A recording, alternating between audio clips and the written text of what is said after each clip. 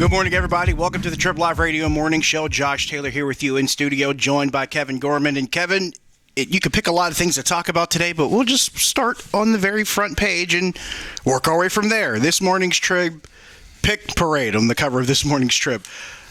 Last night's preseason game, second preseason game for the Steelers. Landry Jones throws 4 interceptions, and one of them returned for a touchdown, and there's no other way for it to be described other than it just looked plain ugly. I don't know.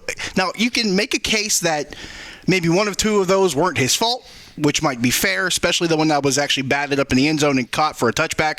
You can argue whether or not that was his fault. But when you look at the scope of all of it, it just looked like a really big sea of ineffectiveness last night. Or deficiency, if you will. Yeah, I mean, a total debacle offensively. I think it raises some questions, and you have to take into consideration this is a meaningless preseason game. You have to take into consideration all of the starters who weren't out there, that this isn't the true Steelers team. But you also have to take into consideration that the Steelers right now are without their backup quarterback, and that could be indefinite. We don't know. And this guy could be their backup quarterback. We don't know the extent of Bruce Gradkowski's injury.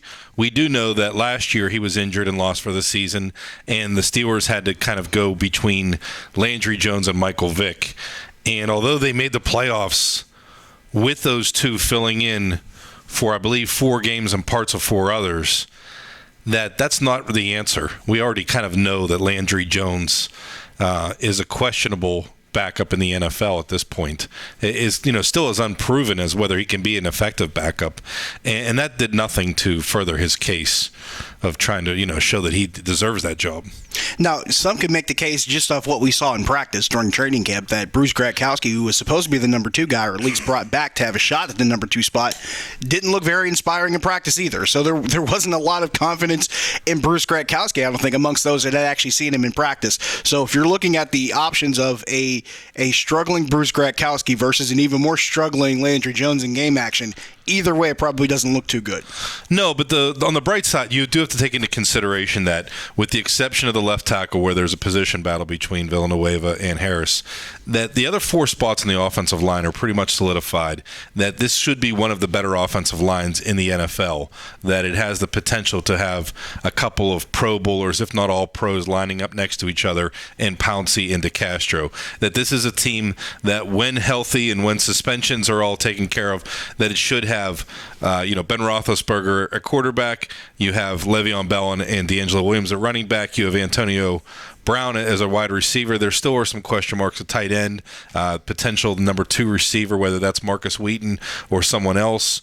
But this is a team that should be much more effective, and that's why I don't put too much stock into last night's game. But, I believe, and I think a lot of people around the NFL believe this, that you're only as good as the bottom of your roster. And I think that's where the Steelers right now are looking like they may not be up to snuff at the bottom of their roster, that the last 10 positions in that 53-man roster aren't good enough. And not only do they raise questions at prominent positions like quarterback, but also in the secondary, which is a major concern right now. You mentioned the tight end position, which you said is still in question, and we saw Jesse James, and we've seen him through these first 2 preseason games. He's gotten a lot of time out in the field. You can tell they're trying to get every single piece of information they can about whether or not he's ready to actually take this job as a starting tight end if Ladarius Green can't go.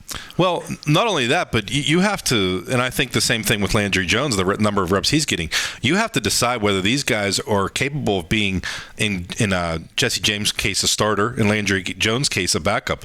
And those are the decisions that are made in the preseason, during training camp, and in these preseason games. So we'll talk more about that. Of course, there's a couple preseason games left. The season kicks off next month, and we'll have more discussion about that here on TribLIVE Radio.